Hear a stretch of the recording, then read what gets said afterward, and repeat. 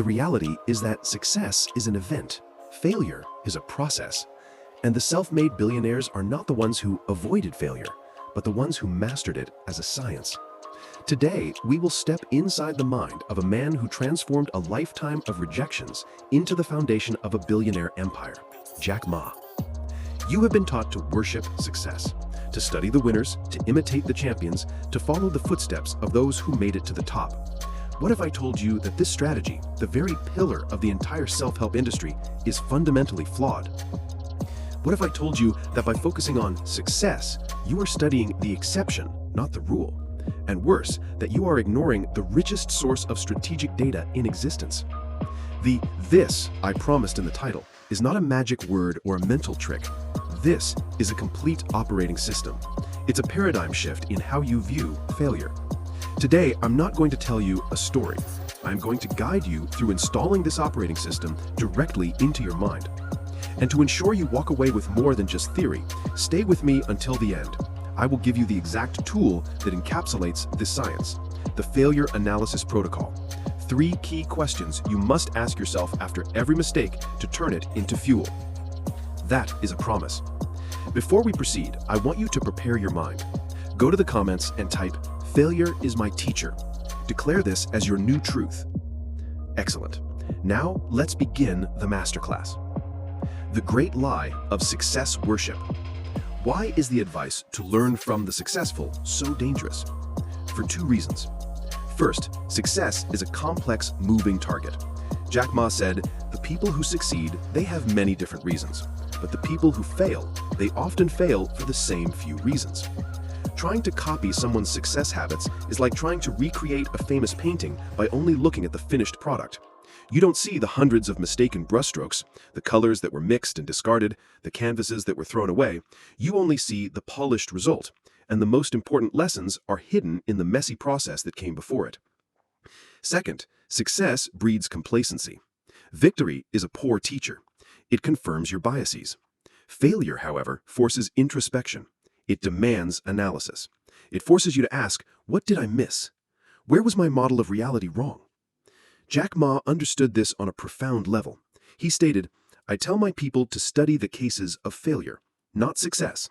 When you study the cases of failure of companies, you learn how to survive. And if you want to succeed, you first need to know how to survive." This is our central thesis. Survival is the first step to thriving, and survival is learned on the battlefield of mistakes. To prove this, we won't use theory. We will use his life as our laboratory. And our first analysis begins where his did, in the decade of rejection. Before Jack Ma was a billionaire, he was a master of being rejected. Let's look at the facts. He failed his college entrance exam 3 times. He applied to Harvard 10 times and was rejected every time. After graduating, he applied to 30 different jobs and was rejected by all of them. He was the only one of 24 applicants rejected by KFC in his hometown. He tried to get a job with the police and was told, "You're no good." What does the average person do when faced with this? They internalize the rejection. They conclude, "I am a failure." Their ambition shrinks. Their world gets smaller. What did Jack Ma do? He treated each rejection not as a verdict on his worth, but as a data point on his path. He says he got used to failure. He normalized it. Rejection was no longer a traumatic event. It was just feedback. The lesson here is monumental. For Ma, failure wasn't a wall. It was a compass. Every no from the police, from KFC, from Harvard didn't mean you are worthless. It meant this is not your path. Keep searching. This decade of failure built a psychological immunity in him. While others feared their first no, he had already survived dozens. Failure was no longer his enemy. It was his natural environment. And in that environment, where everyone else was paralyzed by fear, he could move freely. This psychological immunity, forged in a decade of no's, became his secret weapon when he faced his first great business challenge, the battle against a Goliath. When Alibaba launched Taobao in 2003, the Chinese e-commerce market was dominated by an American giant, eBay. They had all the money, all the technology, and all the experience. Alibaba was an ant against an elephant. What would the logic of success say? Copy eBay. Do what they do, just a little better. But Jack Ma didn't study eBay's success. He studied their mistakes. He analyzed their failure to understand the Chinese consumer.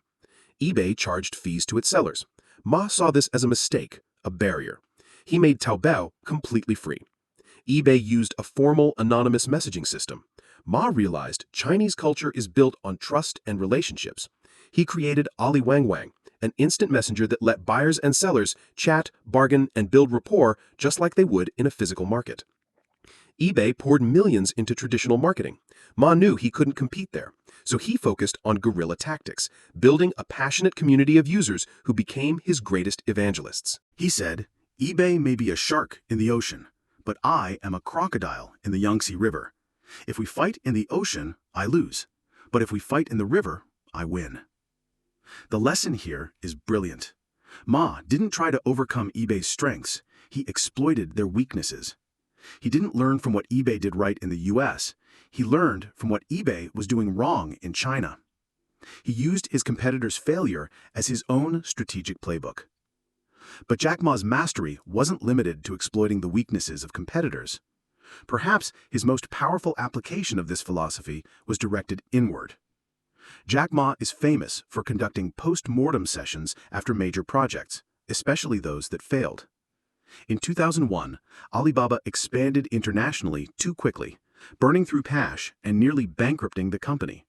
It was a massive mistake. Instead of hiding it or assigning blame, Ma gathered his team to dissect every wrong decision. He wanted to understand the anatomy of the error. This culture became part of the company's DNA. Instead of punishing failure, they study it. Because in every major mistake, there's a multi-million-dollar insight on how not to make it again. Compare this to the standard corporate culture, where mistakes are swept under the rug and managers pretend everything is perfect. That culture is doomed to repeat the same errors indefinitely. JackMa's culture ensures that when Alibaba pays the price of failure, it extracts 100% of the lesson. They pay the tuition for the mistake once and never again. You've seen the philosophy. You've seen the examples in action. Now, the most important question: how do you install this operating system in your own life today? You don't need to be rejected by Harvard 10 times. You can simply learn the mental method JackMa used to process those rejections. As promised, here is the tool, the Failure Analysis Protocol. These are 3 profound mental keys to use whenever you face a setback, big or small. The first key forces you to look beneath the surface. Don't ask, "What went wrong?" Ask yourself, "What was my flawed assumption?" Every error stems from an assumption that proved to be false. Did I assume the customer wanted feature X? Did I assume I had enough time? Did I assume that person was trustworthy? Get to the root of your flawed belief, because it's the belief, not the action, that needs to be corrected. The second key turns victimhood into strategy. Don't ask, "How do I recover from this?" Ask, "Where's the asymmetric opportunity?" JackMa didn't ask how to recover. He asked what opportunity the failure created that no one else could see. When eBay dominated, the opportunity was to be free and community-focused. When he was rejected from jobs, the opportunity was to create his own. Inside every failure, there is a doorway that only opens for the one who failed. Find that door. And the third key turns analysis into action. It's not, "What do I do now?" It is, "What is my next intelligent move?" Based on your new understanding of reality and the new opportunity you've identified, what is the next logical, small, executable step that puts you in a stronger position than you were before the failure? The answer is usually not a giant leap, but a small course correction. This is the Trinity. Analyze the assumption, find the opportunity, execute the next move. Change the game. Society taught you to fear failure. JackMa teaches us to use it. It taught you to seek inspiration from success. He teaches us to seek strategy from mistakes. Let others chase the highlight reels and the easy wins. Your game is different now. Your game is smarter. You understand that failure is not the opposite of success. It's an essential component of the process. It is the feedback mechanism reality gives you to make you stronger, wiser, and ultimately unstoppable. If you're ready to adopt this new reality, if you're ready to turn your greatest fear into your greatest weapon, do these 3 things.